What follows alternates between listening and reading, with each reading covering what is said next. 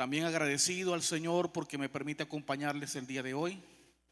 Y también agradecido a ustedes porque tuvieron la disposición de poder acompañarnos en esta sesión especial donde estamos abordando un tema que tiene unas connotaciones de ser controversial, conflictivo, y en lo personal en algún momento fue difícil para mí manejar este tipo de contenido, porque muchos amigos a quienes apreciaba y a quien tengo en alta estima, poco a poco fueron saliendo de la línea de donde nos conservábamos doctrinalmente y ahora están, como pudiéramos decir, de otro lado, practicando algo que se consideran nuevos movimientos religiosos.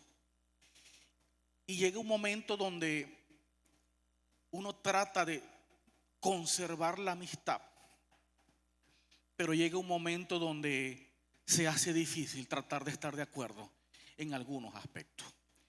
Incluso una vez fui invitado a otra ciudad, una persona a quien yo en lo personal estimaba muchísimo, teníamos una amistad de muchísimos años. Fui invitado a hablar de un tema de escatología, y en algún momento del taller de escatología alguien, no sé si lo hizo intencionalmente, lanzó el tema del movimiento apostólico y profético. La iglesia donde yo estaba invitado a hablar de Apocalipsis estaba ya bajo las redes del movimiento apostólico y profético. Yo en ese momento oré al Señor y digo, ¿qué hago? Y el Espíritu Santo que nos ilumina en Gálatas capítulo 1, es necesario obedecer a Dios antes que a los hombres. Y con esa palabra tuve el aliento y la fortaleza de poder hablarme en una congregación y decirles a la luz de la palabra todo lo que el día de hoy vamos a hablar.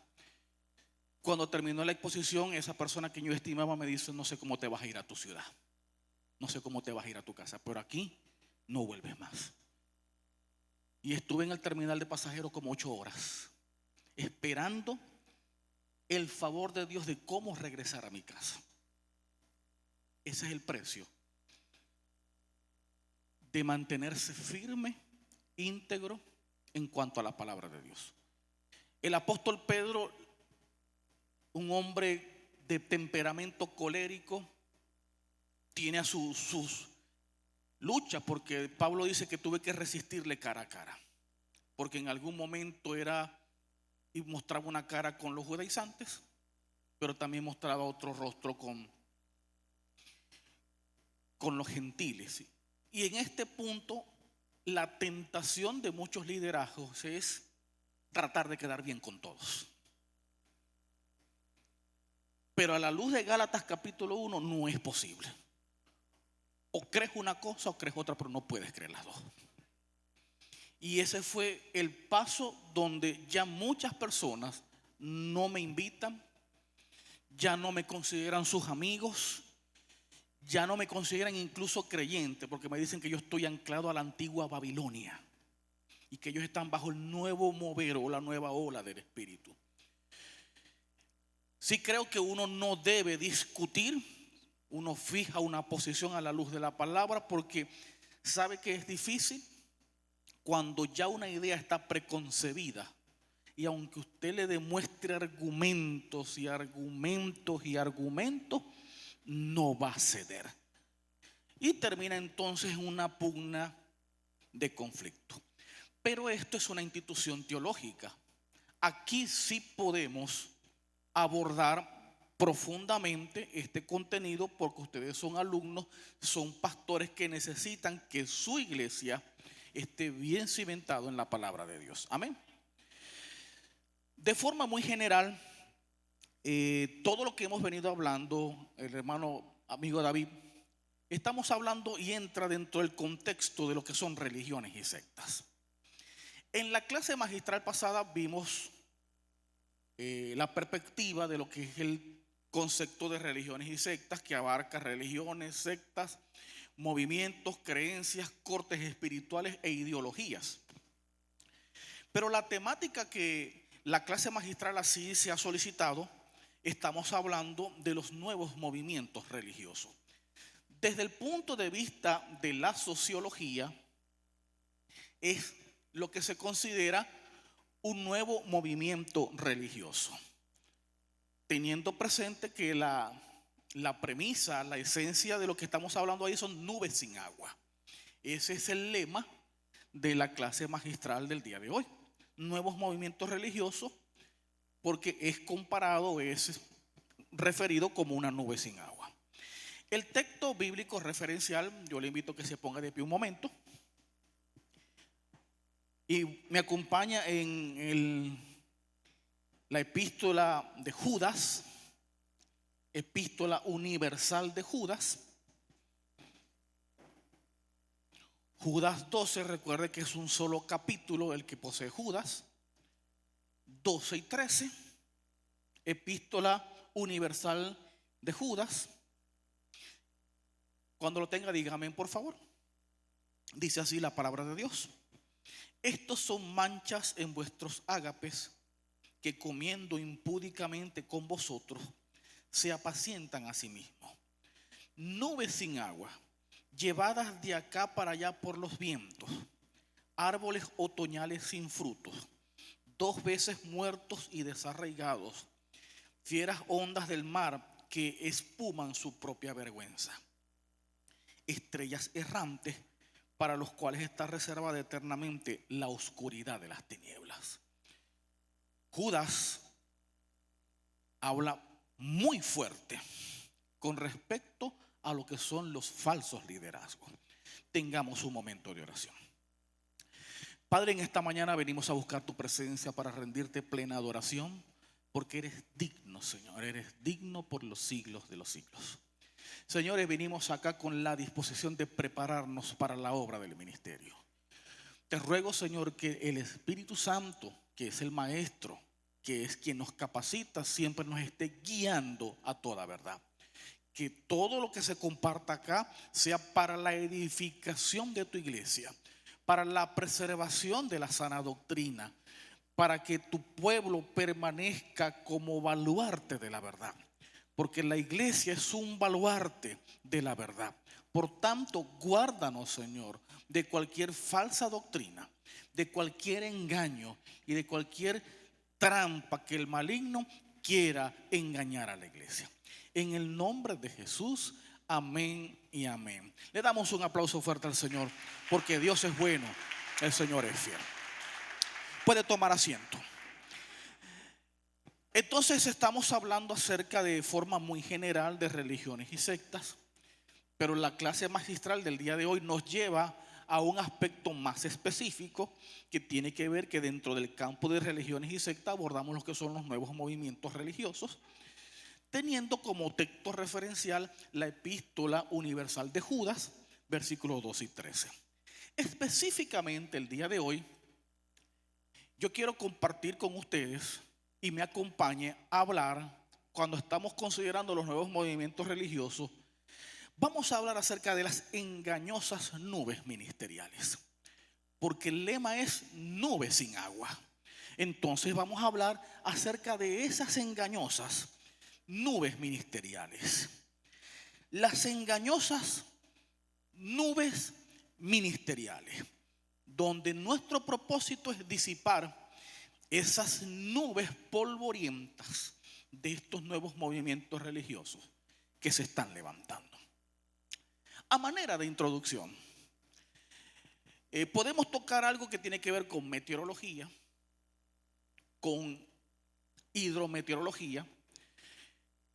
Cuando hablamos de las nubes básicamente es un sistema térmico, donde ahí podemos ver la mano creadora de Dios. Existen muchos tipos de nubes, pero existe una en particular que desde el punto de vista de la aeronáutica es muy peligrosa, que es la nube cumulonimbus, también conocida con el acrónimo Charlie Bravo. Cumulonimbus porque es una nube que puede partir desde la base de la Tierra y puede alcanzar los 50,000 pies de altura. esa nube dentro, ella tiene corrientes ascendentes, que es por eso que en estos tiempos estamos experimentando mucho calor, porque la nube está en proceso de ir absorbiendo vapor. En unas semanas o en unos meses es cuando veremos el resultado de este proceso caluroso que estamos viendo, porque comienza a absorber y evaporar, uno siente que los días se hacen largos y pesados con este calor, y luego cuando ya haya suficiente masa de agua, vienen entonces las lluvias torrenciales. Es decir, son ciclos. Entonces, dentro de una nube como este tipo, como la Charlie Bravo, hay corrientes que ascienden y corrientes que descienden. Es decir, que absorbe el agua que va en estado líquido, en estado gaseoso y líquido. Cuando llega al punto más alto se congela, y cuando ya está congelada por el peso viene hacia abajo, va perdiendo, se derrite, y es cuando cae la lluvia. Es decir, que dentro de una nube hay corrientes ascendentes, hay corrientes descendentes, hay tormentas eléctricas, porque la carga eléctrica de una nube al conectarse con la otra genera el rayo. Y es cuando vemos que nunca se puede volar dentro de una nube, porque hay corrientes, hay tormentas eléctricas, y los que se han atrevido a meterse dentro de una nube, incluso las corrientes desprenden los aviones, desprenden sus alas como si fuesen aviones de papel. La mano creadora de Dios. Pero también existen otros tipos de nubes, que normalmente los huracanes que se forman en Estados Unidos vienen porque hay un aire caliente lleno de polvo, y cuando pasa por el Atlántico Norte, que alcanza los 26 grados de temperatura el agua, se forma la tormenta. ¿De qué estoy hablando? Que así como existen nubes que están cargadas de agua y que cumplen todo un ciclo perfecto, hay masas que lo único que llevan es aire seco. Y uno dice, va a llover, y ve el cielo oscuro, y viene la ráfaga, lo que se conoce como efecto de primera ráfaga, que nosotros le llamamos chubasco, y viene y anuncia, y al final no llueve. ¿Le ha pasado a usted? ¿Lo ha visto? Recuerdo que cuando uno estaba joven, muchacho, uno de noche a la hora que sea se salía a bañar al lago. Si a las 2 de la mañana anunciaba lluvia, todos nos alistábamos para ir a bañarnos a la lluvia a esa hora. Y de pronto uno salía y viene la lluvia y viene el chubasco, y uno se quedaba esperando la lluvia, y no llovió nada. Resulta que cuando Judas está hablando de nubes sin agua, se refiere a una masa de aire que lo único que trae es polvo, pero que no hay agua. Usted dirá que en la ciudad no es importante, pero en una zona donde hay sembradíos, que el agricultor está esperando meses que llueva para que su siembra se levante, de pronto viene esa masa y lo único que trae es polvo. ¿Cómo se sentirá ese agricultor? Triste y decepcionado. ¿Sabe dónde es esto? Relámpago del Catatumbo. Un fenómeno que solamente se da en nuestro estado Zulia, y que permite que tengamos una de las mejores tierras cultivables del mundo para la gloria de Dios. Entonces, así como existen nubes que lo único que traen es polvo, así existen ministerios que, lejos de traer agua de vida, de palabra de Dios, lo único que traen es una mezcla de polvo que da la impresión de que fuese algo muy bueno, pero cuando ya pasa, lo único que deja es grandes problemas.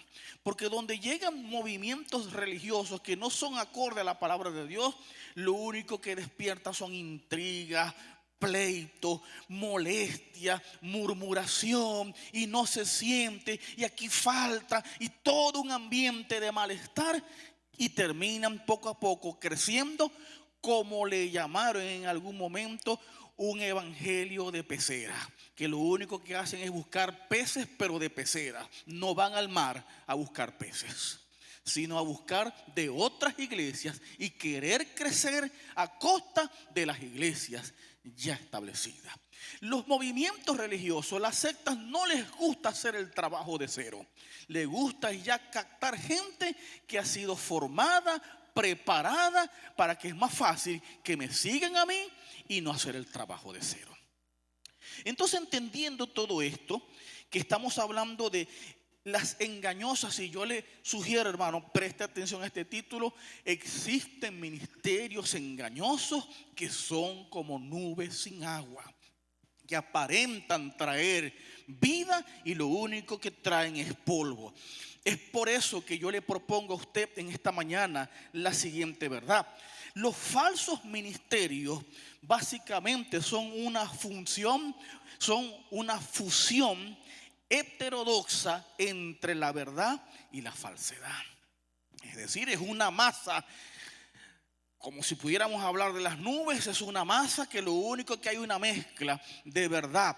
Porque si fuese mentira, usted la identificara. Pero cuando se habla de medias verdades, de falacias, de sofismas, es más difícil poder distinguirlo, porque el diablo le gusta hablar 99 verdades para meter una mentira. Y usted dirá: es que 99% es verdad. Sí, pero dentro de eso hay una mentira, y así es como le gusta trabajar a Satanás.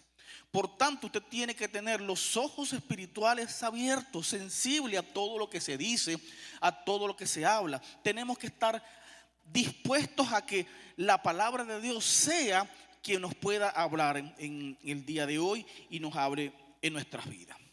Es por ello que yo le invito, al menos según el tiempo sea posible, tratar de al menos ver 4 aspectos históricos que nos van a permitir evaluar, nos van a permitir medir el movimiento apostólico y profético hoy en día.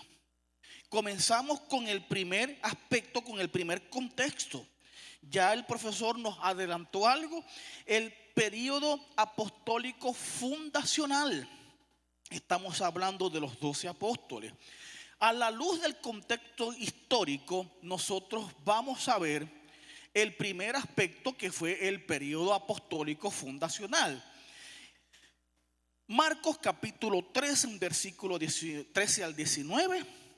Después subió al monte y llamó así a los que él quiso, y vinieron a él. Y estableció a 12 para que estuviesen con él y para enviarlos a predicar. ¿Para qué los escogió? ¿Para qué los escogió? Para enviarlos a predicar y que tuviesen autoridad para sanar enfermos, para echar fuera demonios. Y comienza la lista: a Simón, a quien puso por sobrenombre Pedro; Jacobo, hijo de Zebedeo, y Juan, hermano de Jacobo, a quienes apellidó Boanerges, esto es, hijos del trueno; Andrés, Felipe, Bartolomé, Mateo, Tomás, Jacobo, hijo de Alfeo, Tadeo, Simón el cananista, y Judas Iscariote, el que le entregó. Y vinieron a casa. Si nosotros vemos el fundamento apostólico, vamos a entender cuál fue básicamente los criterios cuando Jesús escogió los apóstoles. Hay unos criterios, hay unas bases por las cuales Jesús estableció y nos permite a nosotros hacer una evaluación y tener nociones de al menos cómo es el apostolado. Primero, el hecho de que el apostolado, a la luz del ministerio de Jesús, que escogió 12 hombres, tiene un carácter. ¿Por qué el Señor Jesús escoge 12 apóstoles? En el Sanedrín habían 79 miembros. Una sinagoga debía tener como mínimo 10 hombres. Un consejo religioso al menos 15. ¿Por qué el Señor no escogió 79, no escogió 15 o no escogió 10? Entonces, desde el punto de vista de la interpretación de la hermenéutica, hay algunos rasgos que nos van a ayudar. El primer rasgo es el rasgo numérico. ¿Por qué el Señor escoge 12? Etimológicamente, el número 12 tiene que ver con tres elementos. En primer lugar, con la elección. Segundo, el número 12 es orden. Y tercero, totalidad. Es decir, que al escoger a 12 hombres, escogió no más de 12 hombres. Es decir, ya el número estaba completo. Esos 12 representan un orden perfecto delante de Dios y también representa una elección. Cuando entendemos ya etimológicamente, vemos de dónde viene, porque no solamente lo analizamos a la luz de la etimología, sino de la etiología. ¿Por qué representa orden? Elección representa totalidad, porque a la luz de la historia, ese término, ese número va adquiriendo valor. 12 tribus de Israel, pero también hay 12 profetas menores. Y podemos mencionar que el número 12 va apareciendo en la Biblia abundantemente. Si usted observa la estrella de David, va a tener 12 puntas. ¿Qué representa, que simboliza la estrella de David? Dos triángulos, uno el hombre, el otro la mujer y los 12 hijos o las 12 tribus de Israel. Eso está hablando de la perfección, está hablando de orden y está hablando de una elección soberana de Dios. Así que cuando ya usted vea o asocie el número 12, ¿a qué se refiere? Uno, ¿a qué? A elección. ¿Qué más? Dos, orden. Y tercero, totalidad. Cuando escogió 12, escogió el grupo completo. No hacía falta nadie más, salvo después de la traición de Judas, que tuvo que venir el abortivo, que fue el apóstol Pablo.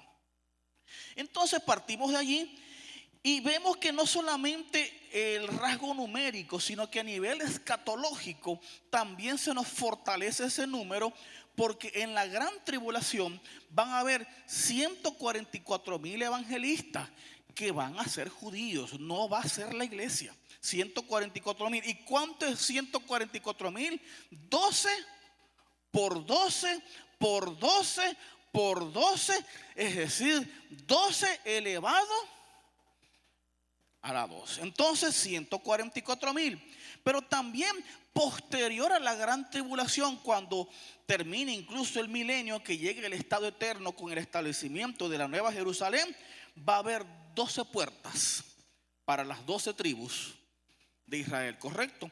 Pero también va a haber 12 cimientos apostólicos. Entonces nos permite comprender, a la luz de el análisis de los rasgos escriturales, que cuando Dios, el Señor Jesús, escogió 12, no quiso escogerlos simplemente por un capricho. Y entonces eso nos lleva a entender de que el apostolado no es algo que es caprichoso, no es algo que es simplemente una restricción que nosotros le queramos establecer, sino que Dios todo tiene un propósito, tiene un orden. Aquí hay una elección soberana de Dios. Dios escogió 12 porque Él quiso escoger 12.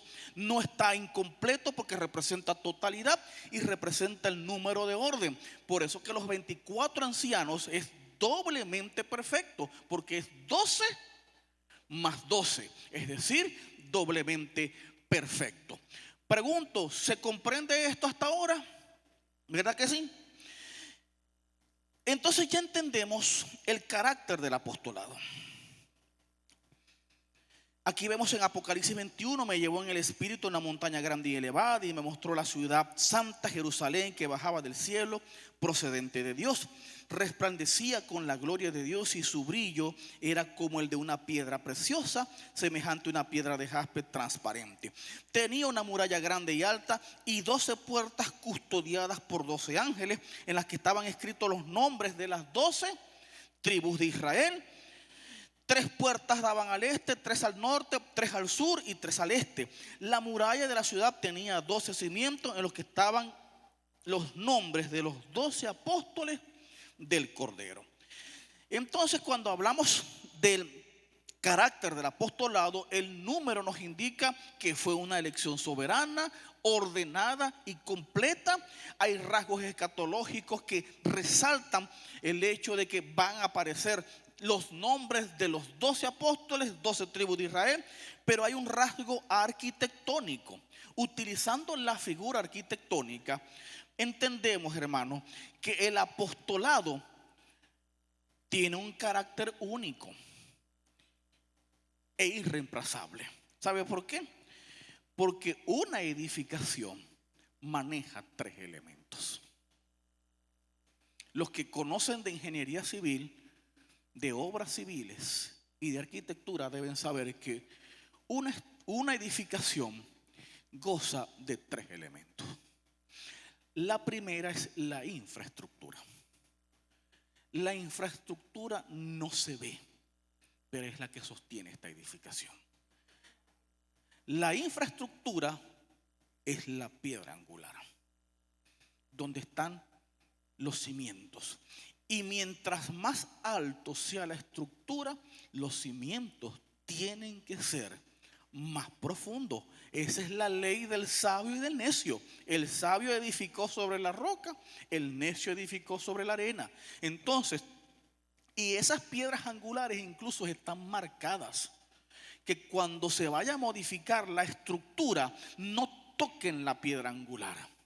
Yo conocí una persona que hizo una modificación en el edificio y empezó a cortar vigas. Eso es un riesgo, porque está debilitando toda la estructura y no solamente puede perjudicarse él, puede perjudicar a las 120 personas que viven en ese edificio. Entonces hay una piedra angular, luego viene el fundamento, que son como estas vigas que usted ve acá. Es decir, existe una infraestructura, existe una estructura, que es el caso de los apóstoles que fueron escogidos por el Señor, que hacen la función de estructura para luego venir la edificación. El texto de Efesios 2:20 se utiliza para efectos de tratar de confundir, pero hay una edificación, pero esa edificación tiene un fundamento y tiene una piedra angular. ¿Qué es el peligro? Pase el anterior. ¿Dónde está el peligro de esto, hermano? ¿Qué es la esencia del problema? Es que se pretende, lo que nosotros estamos en este tiempo es en el proceso de edificación, pero se pretende que esa edificación pase a ser el fundamento. Allí es donde está realmente el problema. Ahora, edificado sobre el fundamento de los apóstoles y profetas, siendo la principal piedra de ángulo Jesucristo mismo, y usted lo sabe. Ahora, observe la siguiente figura. ¿Cuántos llegaron a conocer esto? ¿Se acuerdan? ¿Alguno llegó a conocer esto? Eso estaba en la avenida principal de las Tuberías, un rancho de 3 pisos.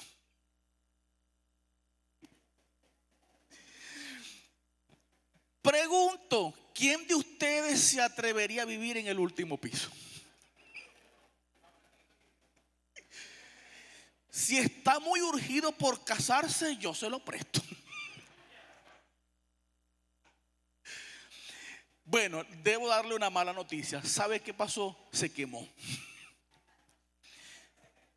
¿Sabe que se cayó? Porque no tenía piedra angular y no tenía fundamentos. Eso es uno de los recuerdos de las cosas que solamente pueden pasar en nuestra ciudad. Yo creo que podemos postular esta foto para el premio Nobel.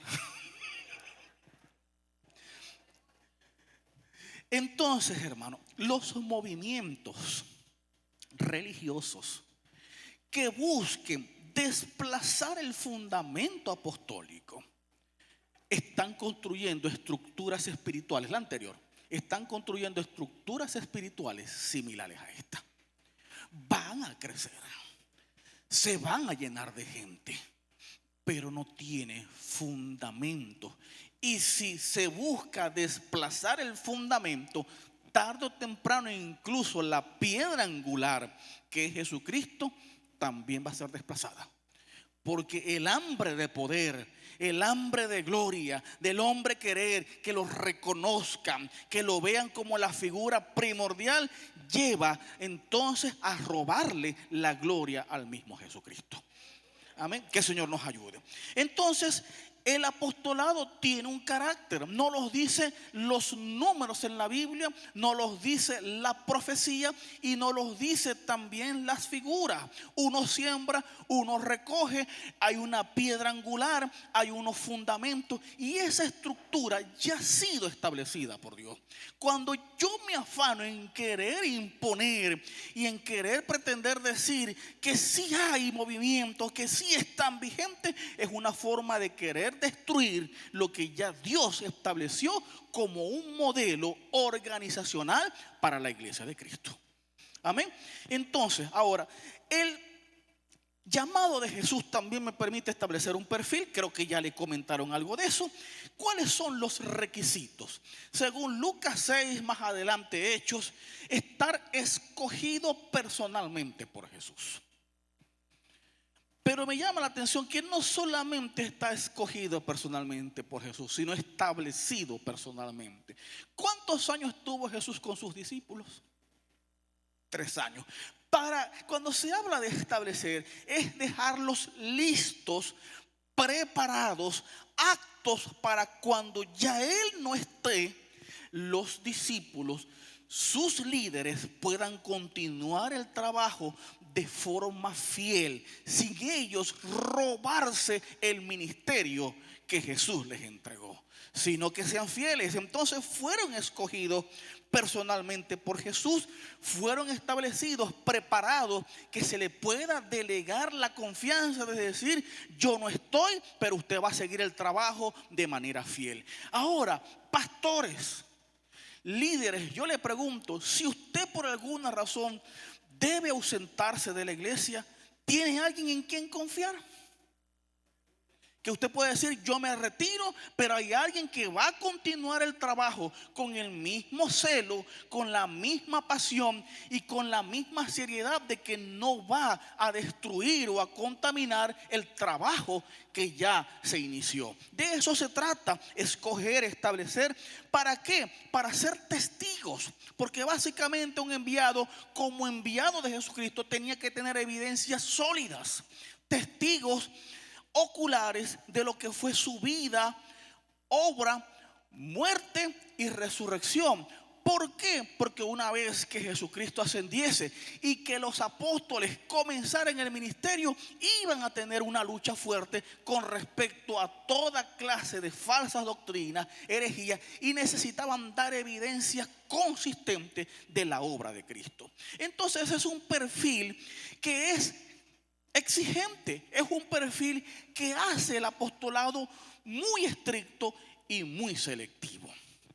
Vemos también entonces no solamente que tiene un carácter, tiene un perfil, sino que además, además del requisito, existen condiciones. Cuando el Señor escoge, establece para que sean testigos, hay algunas condiciones. Tenemos que leer el pasaje para poder comprenderlo. Lucas 10:20. Pero no os regocijéis de que los espíritus se os sujetan, sino regocijaos de que vuestros nombres estén. ¿Qué me está indicando la orden de Jesús? Vamos al anterior, que las condiciones del apostolado es que tiene que ser un ministerio sólido, no ministerios superficiales. ¿Y qué es la diferencia cuando el ministerio no es sólido? Hermano, en la iglesia lo que hay son shows. Y tenemos espectáculos. Como alguien me dijo: ¿dónde están los sanadores de enlace cuando hubo la pandemia del COVID-19? Porque si ellos tienen el don de sanidad, ¿por qué se escondieron cuando se desató la pandemia? Buena pregunta, ¿verdad que sí? ¿Por qué se escondieron cuando surgió la pandemia? Que debió ser el momento para ir a hospitales, para ir a visitar enfermos. Una vez en plena pandemia, me llamó un oficial del ejército y me dijo: esta es la llamada número 17. He llamado a 16 pastores para que vayan al hospital militar a orar porque tengo soldados muriendo de COVID y ninguno quiso ir porque se iban a enfermar de COVID. Y le llama a usted para saber si es un pastor de verdad, para que vaya al hospital a orar por los enfermos. Entonces, la gente de una forma u otra les gustan los shows y les gustan los espectáculos. ¿Qué le dijo el Señor? No se alegren de que los demonios se sujetan, alégrense de que haya salvación en el cielo. Eso nos indica que el ministerio tiene que tener prioridades, que la gente se arrepienta, que la gente sea salva, que los demonios se sujetan. ¿Sabe? Satanás es maestro del engaño. Y los sacerdotes manejan fórmulas supuestamente para practicar exorcismo.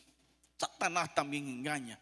Entonces, las condiciones que le puso al apostolado, y usted lo va a evaluar a la luz de los ministerios de hoy en día, es que si son ministerios sólidos, donde no haya shows, donde no hayan espectáculos. Otra característica, dice: no os regocijéis de que los espíritus os se sujetan, sino regocijaos de que vuestros nombres estén en el reino de los cielos. No solamente sólido, sino que el ministerio tiene prioridades. Siguiente, los ministerios tienen prioridades. Sun Tzu, que fue un general chino que redactó el libro El arte de la guerra, yo soy de los que creo que ese libro tuvo que ser inspirado por el mismo Satanás. ¿Sabe por qué? Dice: la estrategia para ganar una guerra es mentira y distracción. Y si lo aplicamos al campo eclesiástico, ¿qué es lo que busca Satanás? Tener a la iglesia distraída y tener a la iglesia engañada. Si hace eso, la iglesia pierde el enfoque de cuáles son sus prioridades. Tenerla distraída en tantas cosas superfluas que pierden la prioridad. ¿Y cuál es la prioridad? Que la iglesia cumpla el propósito por el cual llamó apóstoles: predicar el evangelio de Cristo. Amén. Centrada en Dios, predicar el evangelio. Hay otro texto que me permite a mí entender condiciones de lo que es el apostolado. Lucas 10:20, siguiente, para poder entender esto. No llevéis, ¿qué le dijo a sus discípulos y a sus apóstoles? No llevéis bolsa ni alforja, y a nadie saludéis por el camino. En cualquier casa donde entréis, primeramente decid: paz sea esta casa. Y si hubiere allí algún hijo de paz, vuestra paz reposará sobre él, y si no, se volverá a vosotros. Y posad en aquella misma casa, comiendo y bebiendo de lo que os den, porque el obrero es digno de su salario. No os paséis de casa en casa. En cualquier ciudad donde entréis y os reciban, comed de los que os pongan delante, y sanad a los enfermos que en ella haya, y decidle: se ha acercado el reino de Dios a vosotros. Mas cualquier ciudad donde entréis, y si no os reciben, saliendo de las calles, decid: aún el polvo de vuestra ciudad se ha pegado a nuestros pies, los sacudimos contra vosotros, pero esto sabed, que el reino de los cielos se ha acercado a vosotros. Voy con lo anterior. Dentro de las condiciones, el hecho de que hay prioridades. Número uno, los apóstoles se le dieron instrucciones claras: que no fueran consumistas. El llevar dos alforjas implica que el pastorado, el ministerio, es una peregrinación. Usted está aquí es para predicar el evangelio, para glorificar a Dios, no para hacerse rico. Es decir, que el que está llamado por Dios a un ministerio no piense que va a hacerse rico. ¿Quiere prosperar? Es muy sencillo: trabaje. Yo no estoy diciendo que el pastor no prospere. No estoy diciendo que el pastor o el líder no tenga sueños. Pero no utilice la obra de Dios como una plataforma para hacer dinero. Porque entonces se está metiendo en un problema con el príncipe de los pastores. Y el Antiguo Testamento dice: ay, esos pastores que les gusta robar la lana, que van al ministerio es a enriquecerse. Dios bendiga sus ministerios, hermano. Una vez visité un instituto teológico donde se están formando estudiantes que van a ser los futuros pastores. Y cuando hablaba con los estudiantes, yo les preguntaba: ¿cuál es tu propósito? Trabajar con empresarios. ¿Y por qué? Porque son los que tienen plata. Si los estudiantes que van a ser los pastores de la iglesia vamos a trabajar es con empresarios, porque son los que tienen el dinero, ya uno sabe cuál es su intención. Entonces, no ser consumista. Y Timoteo nos dice: no amante del dinero, ni calvo ni con dos pelucas. Trabaje, busque surgir, busque mejorar, porque eso también habla de la condición de usted como persona de querer salir adelante. Pero Dios le guarde de querer ver el ministerio como una fuente de riqueza. Segundo, ya lo enfatizamos, claridad de prioridades. Porque dicen: no saludes a nadie por el camino. No está violando las reglas de urbanidad. Simplemente que el saludar implicaba quedarse en esa casa. Entonces, para que no pierdan el propósito de a dónde van, no se queden, no se distraigan, sino que vayan a su objetivo. Muchos ministros terminan perdiendo el objetivo. He visto ministerios que se han ido de Venezuela. Unas personas me dijeron: vamos a España a establecer un ministerio. Y cuando llegaron a España se dedicaron a los negocios y terminando olvidando su ministerio. He conocido ya muchas parejas que dicen: nos vamos a Estados Unidos a hacer trabajo misionero. Y al final, ¿cómo terminan? Trabajando para medio sostenerse, y el ministerio termina olvidado. Hermano, si realmente Dios te llama a un ministerio en algún país, la garantía es que el que te llamó te va a sostener. Amén. ¿Usted lo cree? Aplauda fuerte al Señor. Entonces, evalúe usted el apostolado de hoy con el apostolado que estableció Jesús. No consumista, no amante del dinero, claridad de objetivos, es simplemente ser un siervo de Cristo. Dios manda, usted obedece.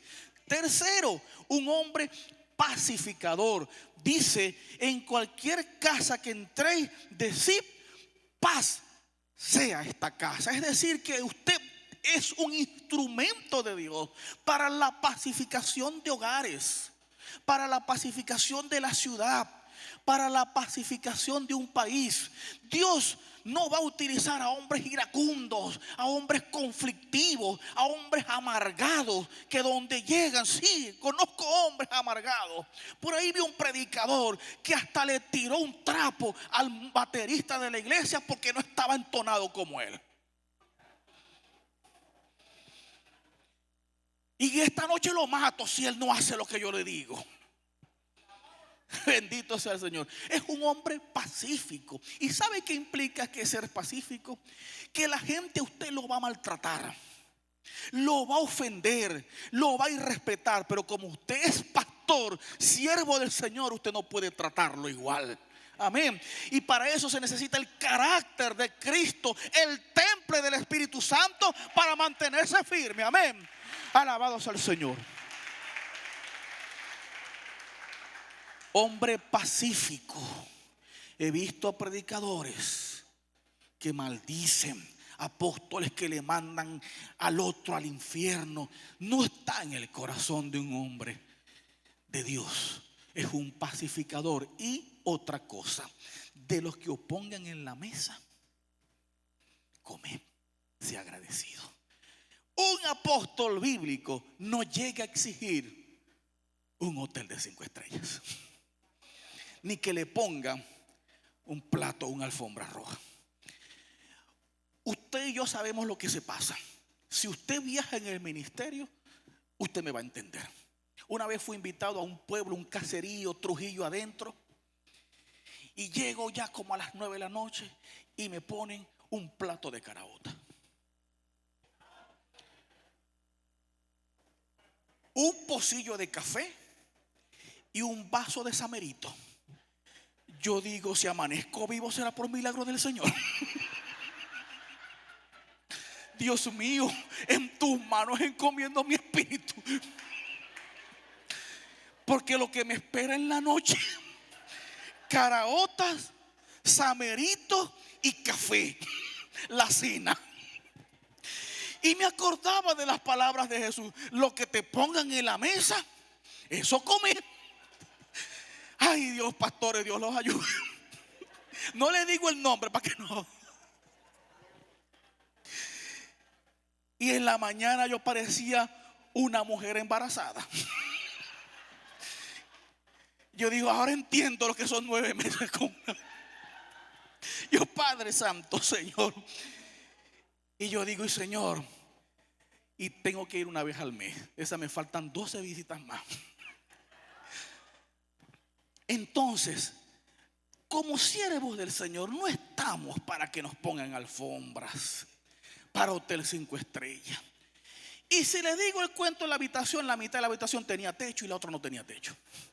Y en la noche yo veía las estrellas y de pronto veo una nube negra. Yo dije, ay, Señor Jesús, aquí viene lo bueno.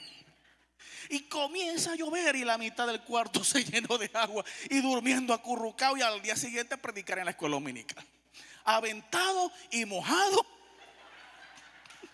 Gloria sea el nombre del Señor. ¿Sabe por qué? Porque el ministerio es sufrido.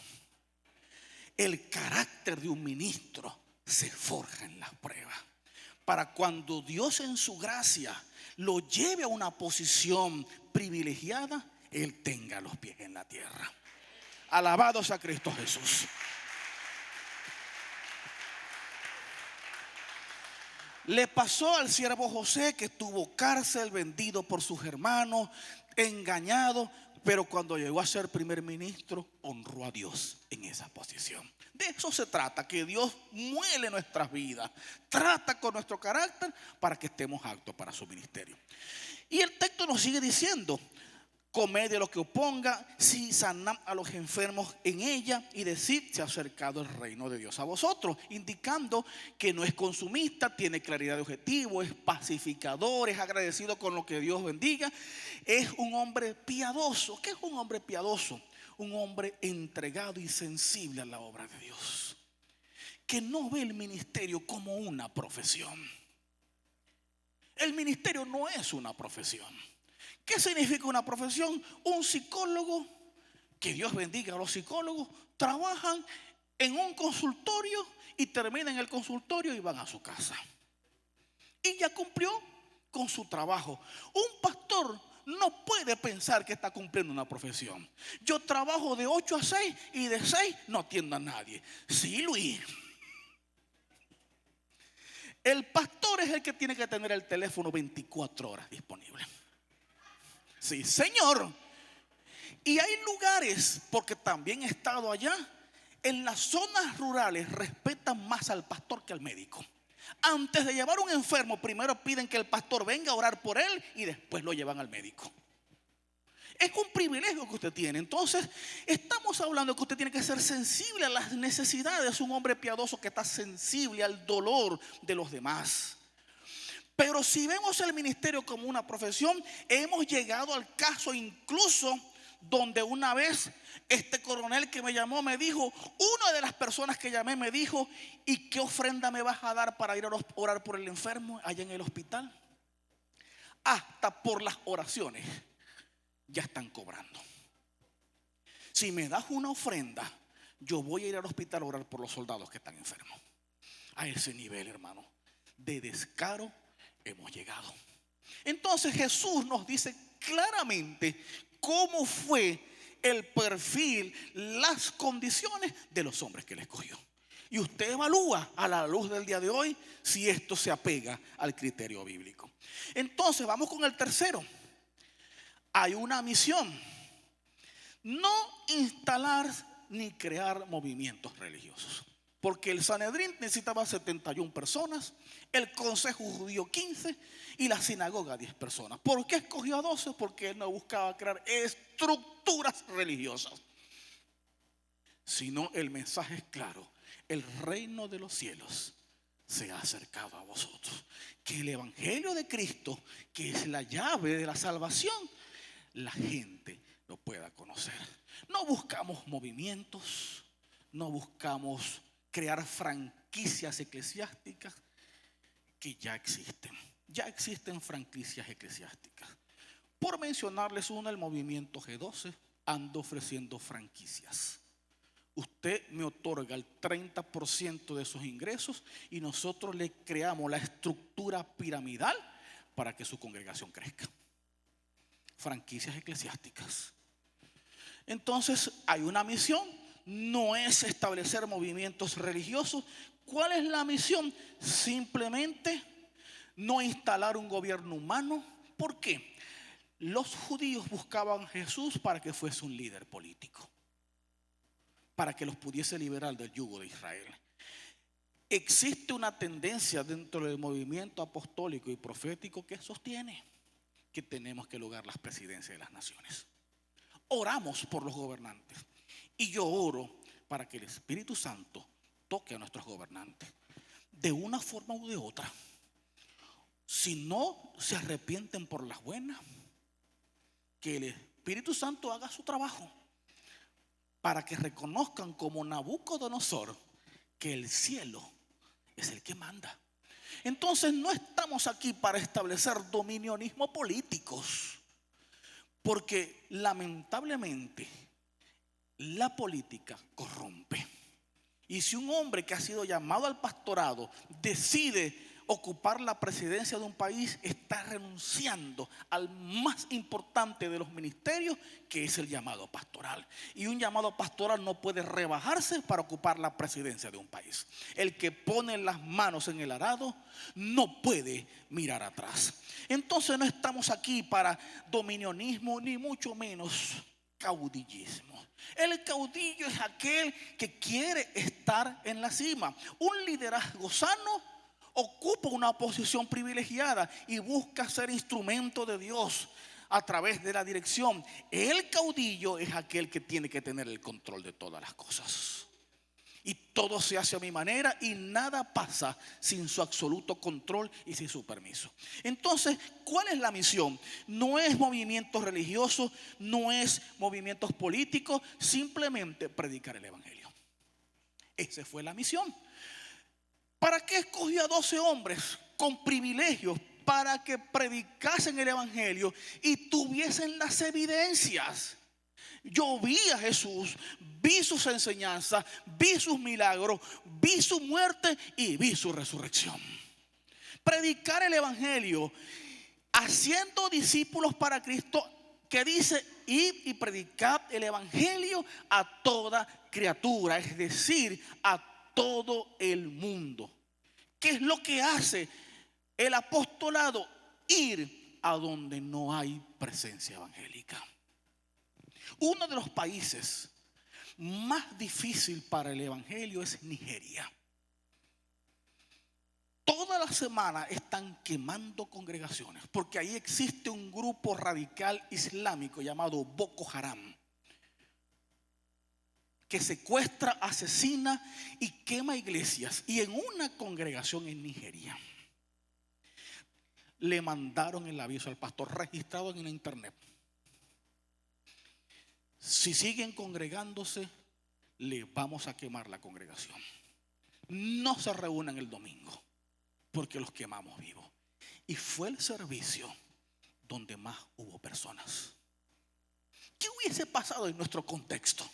Que nos dicen: no abran la iglesia porque la incendiamos. Fue el día donde hubo mayor asistencia. ¿Y sabe qué pasó? Los quemaron vivos. 71 cristianos murieron quemados. Yo pregunto, porque tengo conocidos que dicen ser apóstoles: ¿por qué no te vas a Nigeria?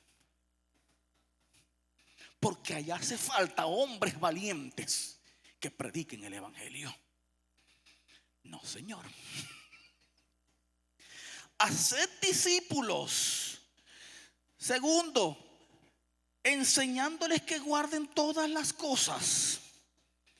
¿Qué más nos dice el texto?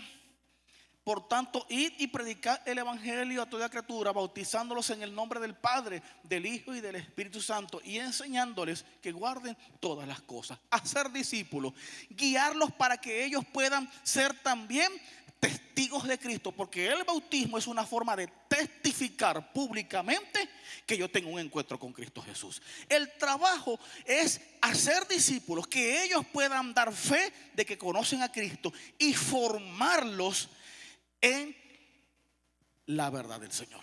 Hay un cuarto que es discutible. Yo creo, pero no es una garantía absoluta. Hay teólogos que sostienen que los milagros fueron respaldo del ministerio apostolado. Y algunos sostienen que para garantizar el apostolado de hoy y decir que hay un apóstol, tiene que hacer los mismos milagros que hizo Pablo, que hizo Pedro. Hubo respaldo de Dios en milagros, pero también debo aclararle algo. Satanás también hace milagros. Entonces no podemos decir que es una garantía absoluta, porque también Satanás hace milagros y también Satanás le gusta engañar. Ahora hay que aclarar algo. El único que levanta muertos es Cristo. Satanás no levanta muertos. ¿Sabe por qué? Porque Cristo tiene las llaves de la vida, de la muerte. Amén. Entonces, aunque los milagros y las señales son respaldo, no podemos perder de vista que también Satanás también le gusta engañar. Vamos a entrar en esa parte. Ok. Siguiente, naturaleza del apostolado. Hermano, le doy una mala noticia y le doy una buena noticia. ¿Por dónde empiezo? En sentido estricto, los apóstoles, atento aquí hermano, no tienen sucesores. Y yo sé que a lo mejor muchas personas no me van a tratar con cariño después de esta conferencia. Pero en sentido estricto no tienen sucesores. ¿Qué pasó en la era apostólica? Ellos tuvieron la necesidad de nombrar líderes. Voy a aquí utilizar un ejemplo hipotético. Hermano, ¿dónde está su congregación? Los Cortijos. Imagínese que usted tiene una congregación por allá por Argentina, pero no tiene a quien instalar allá.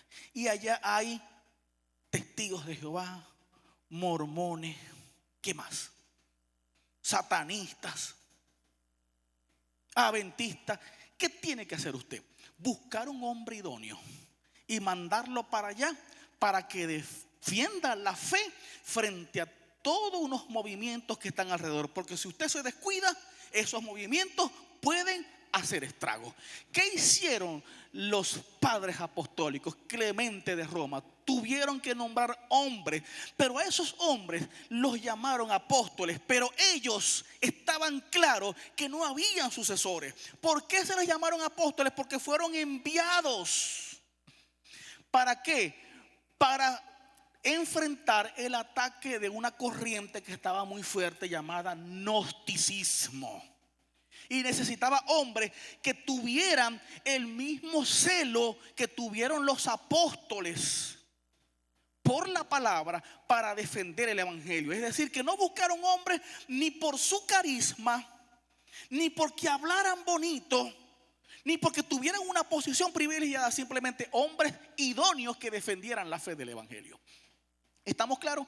Entonces le digo, hermano, una mala noticia: los apóstoles no tienen sucesores.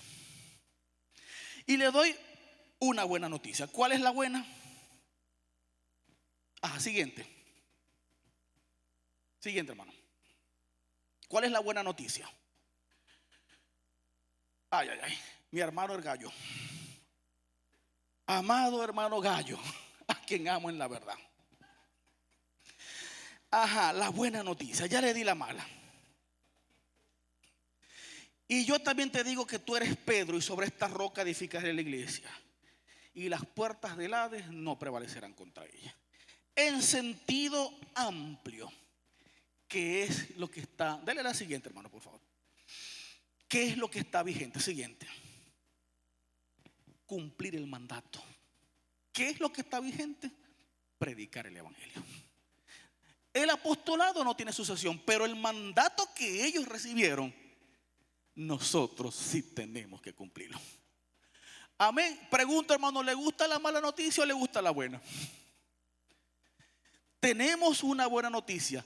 Aunque no somos apóstoles, igual la responsabilidad de predicar el evangelio a quien recae, a la iglesia, porque sobre esta roca edificaré mi iglesia. Y le da garantías a la iglesia. Y las puertas del Hades no prevalecerán contra ella. Es decir, que usted tiene que cumplir el mandato, porque existe una corriente llamada neocalvinismo. Tengo serios problemas porque cada vez veo amigos y compañeros que se están yendo a esa corriente, y cómo el diablo está jugando con la mente de los creyentes. El neocalvinismo está diciendo: no hay que predicar el evangelio porque eso fue para los apóstoles.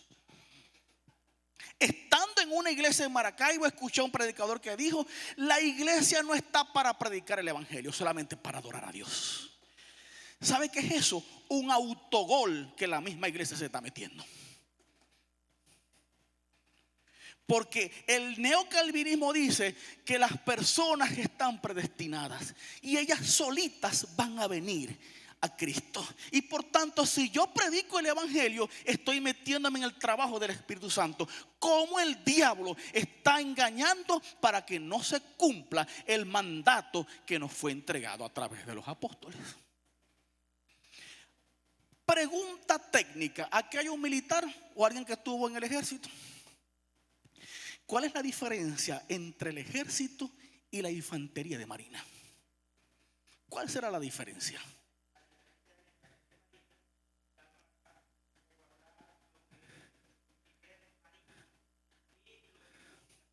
Ajá, muy interesante.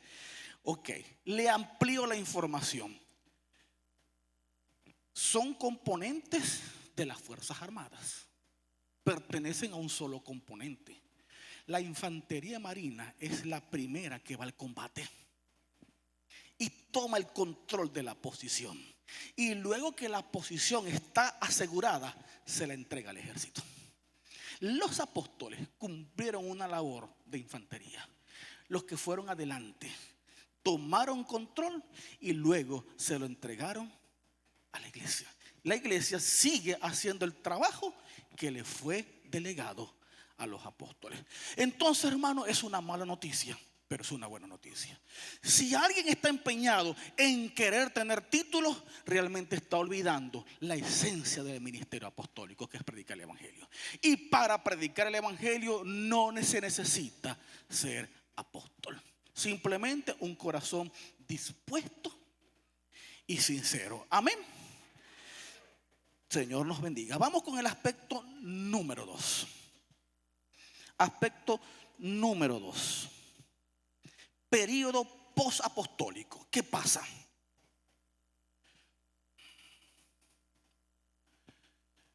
Jesucristo asciende al cielo y le deja delegado a los apóstoles el ministerio, que curiosamente todos excepto Juan murieron de forma trágica. Unos al revés, otros lo lanzaron por el pináculo, unos lo arrastraron por caballos. No murieron de forma pacífica. El único fue el apóstol Juan, y sin embargo fue lanzado una paila de aceite hirviendo, del cual salió milagrosamente, para después ser lanzado a la isla de Patmos, donde estuvo desterrado por un tiempo. Cuando vemos acá, siguiente, resulta que a partir del año 100 surgieron los discípulos de los apóstoles, y sobre todo del apóstol Juan, que fue quien continuó la obra en Éfeso, de donde surgieron las otras 6 iglesias que aparecen mencionadas en Apocalipsis. Y uno de ellos se llama Policarpo. A Policarpo se le puso una opción: o le rendía culto al emperador o era quemado vivo. ¿Y sabe lo que dijo él? Siguiente, vaya avanzando. El Señor ha sido fiel durante mis 86 años y nunca me ha fallado. ¿Voy a fallarle yo y perder mi recompensa celestial por unos días más de vida? Dios ha sido fiel por 86 años. Por unos pocos años voy a dejar de yo de serle fiel. Siguiente, necesito llegar a algo acá. Avance. Vaya avanzando, necesito que vaya avanzando, por favor. Siguiente. Allí. ¿Qué enfrentaron los padres de la iglesia? Cuando los discípulos mueren, viene una generación que ellos no se llamaron apóstoles porque entendieron que el apostolado no tenía sucesores, pero sí tenía una responsabilidad que era el fundamento apostólico. Tenían que preservar la doctrina y tenían que seguir con la misión que les fue entregada. Pero ¿contra quién estaban luchando? Todas las herejías que estaban presentes en el primer y segundo siglo de la era posapostólica, llamada la patrística. Adopcionismo, en algún momento yo le puedo pasar el diccionario donde tengo resumido cada una de estas herejías. Adopcionismo, montanismo, marcionismo, samosatacismo, subordinanismo, ebionitas, maniqueísmo, gnosticismo. Fíjese la lucha doctrinal a la que tenían que ellos enfrentarse. Por eso es que se nombran hombres que tuviesen la doctrina bien clara, que estuviesen firmes en la fe para enfrentarse a quienes. Porque de otra forma todas estas corrientes hubiesen contaminado a la iglesia. Entonces, ¿cuál es la esencia? No hay sucesores, pero sigue estando presente el mandato, que es predicar el evangelio y preservar la sana doctrina. Usted tiene una buena noticia y tiene una mala noticia. La siguiente, ¿qué enfrentaron después ya al final del tercer periodo apostólico? Nestorianismo, monofisismo, arrianismo, que es lo que se conoce como los testigos de Jehová actualmente, agnoetas y pelagianismo. Pelagio decía que el hombre no tiene pecado original, que los niños nacen inocentes y que él decide contaminarse. Estaba escuchando una corriente de una psicopedagoga cristiana que estaba enseñando en una iglesia diciendo que los niños nacen sin pecado, pero que sus padres son los que los contaminan. Que cuando un padre le pega a un niño, lo corrige, lo disciplina, lo está contaminando de pecado. Y yo le hice una pregunta, tuve que pararme y preguntarle: ¿y qué dice la Biblia del muchacho que hay que corregirlo con vara?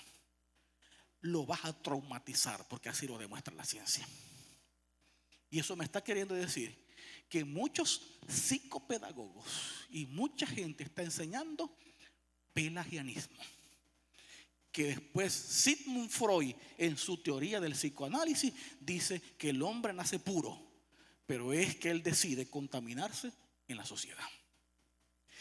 Todo esto tuvo que enfrentar la generación que vino después de los apóstoles.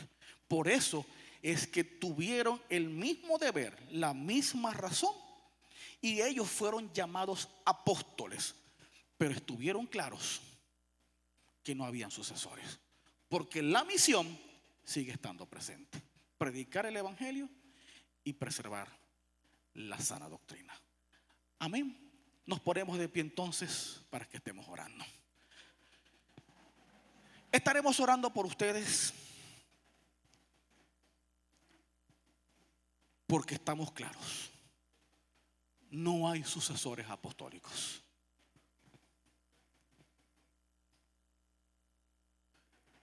Pero sí está el llamado apostólico.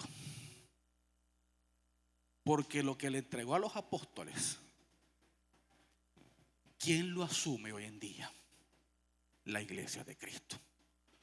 Esas son las dos prioridades de la iglesia: predicar el evangelio bíblico y preservar la sana doctrina, porque nuestro fundamento a la hora de la verdad viene de los apóstoles. Nosotros tenemos un fundamento y es apostólico, que es el que está presentado en la Escritura. Es mi oración de que en su congregación, en su iglesia, usted mantenga centrado este objetivo. Amén. Acompáñenme en esta oración. Yo le invito a que levante sus manos como un gesto simbólico de adoración al Señor. Amado Dios, en esta mañana quiero presentarte a tu iglesia, a cada uno de tus ministros, siervos que están aquí presentes, Señor. Señor, en medio de tanta confusión, en medio de tanta apostasía, yo te ruego, mi Dios, que el llamado esté siempre claro, que no perdamos la perspectiva. Has constituido la iglesia para que sea la que predique el evangelio. Líbranos, Señor, de distraernos de este llamado. Forma en nosotros un corazón sensible a tu llamado, a las necesidades de otros. Que en cada hogar que podamos visitar, la paz del Señor pueda llegar. Donde haya enfermos pueda haber sanidad en el nombre de Jesús. Que donde haya hambre y sed espiritual, el reino de los cielos llegue a ese hogar. Pero también pedimos, Señor, que la verdad, que la sana doctrina, que la palabra de Dios sea honrada en los púlpitos, en las congregaciones.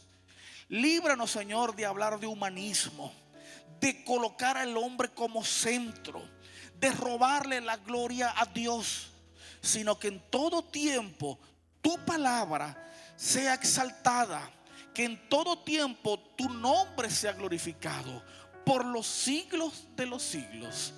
Amén. Gloria a tu nombre, Señor, en el nombre de Jesús. Amén.